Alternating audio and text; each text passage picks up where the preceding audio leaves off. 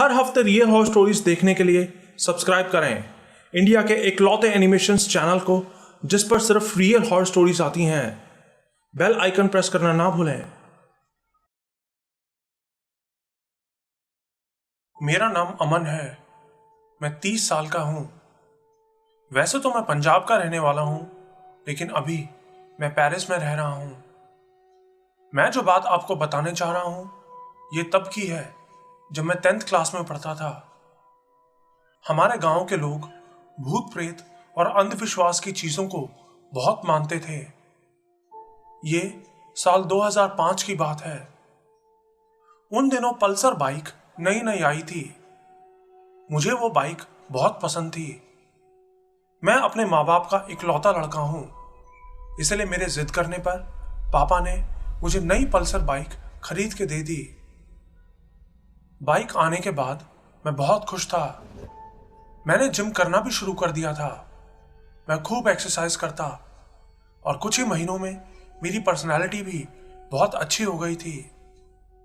और कुछ ही टाइम बाद मैंने पंजाब स्टेट में 65 किलो वेट में बॉडी बिल्डिंग कॉन्टेस्ट भी जीत ली। लेकिन मेरी कामयाबी से बहुत से लोग मुझसे जलने भी लगे थे। लेकिन मेरे सामने कुछ बोलने की हिम्मत किसी में नहीं थी। फिर एक दिन शाम के 5 बजे मैं जिम जा रहा था। मेरा जिम घर से करीब 5 किलोमीटर दूर पड़ता था। मैं खाली रोड पर बाइक भगाता हुआ जा रहा था। पीछे से एक ट्रक भी आ रहा था। लेकिन तभी अचानक पता नहीं मुझे क्या हुआ, मेरी बाइक का हैंडल एकदम से ट्रक की तरफ मुड़ गया। मेरा बैलेंस बिगड़ा और मैं ठीक ट्रक के सामने जा गिरा। लेकिन वो ट्रक वाला शायद कोई बहुत अच्छा ड्राइवर था। उसने एकदम से ट्रक को घुमा दिया और रोड के साइड में खेतों में घुसा दिया। ट्रक रुक गया। मैं बहुत घबरा गया था। ट्रक में 2 आदमी थे। वो दोनों गुस्से में मुझे उल्टा सीधा बोलते हुए मेरी तरफ आने लगे। बोले, तेरे को मरना है क्या?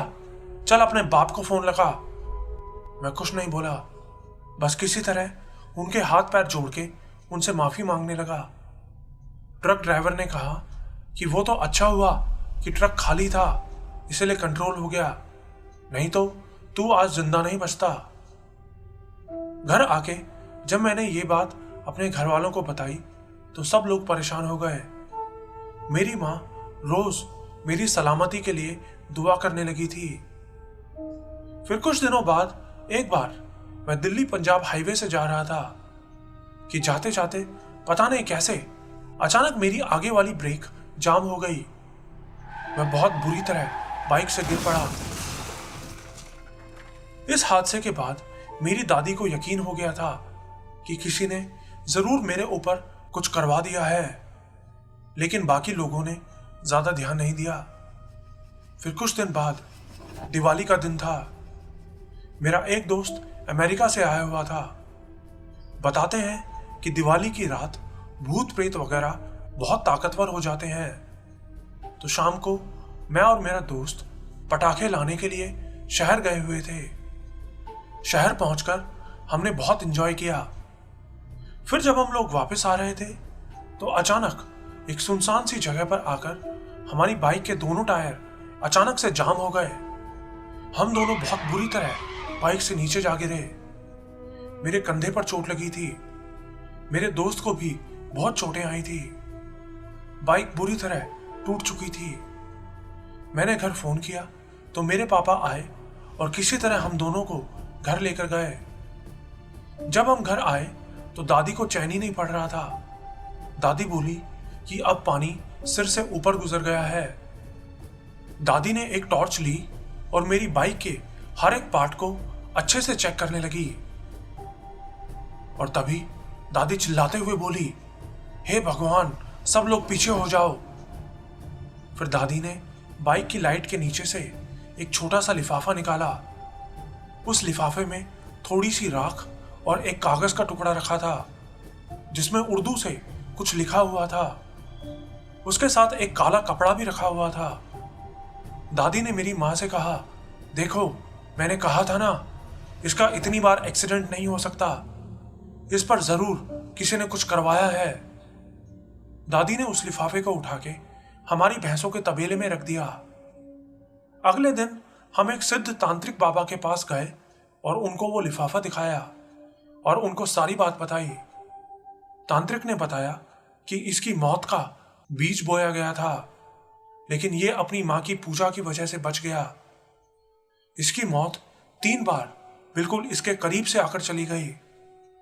तांत्रिक ने बताया कि तुम्हारे ऊपर यह सब तुम्हारे ही गांव के एक लड़के ने करवाया है। उन्होंने उसका नाम तो नहीं बताया, लेकिन बताया कि वो तुम्हारा ही एक दोस्त है और तुमसे जलन के कारण उसने ऐसा करवाया था।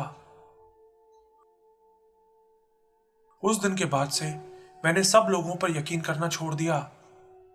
क्या पता कौन सा दोस्त अंदर ही अंदर मुझसे और मेरी कामयाबी से नफरत करता था।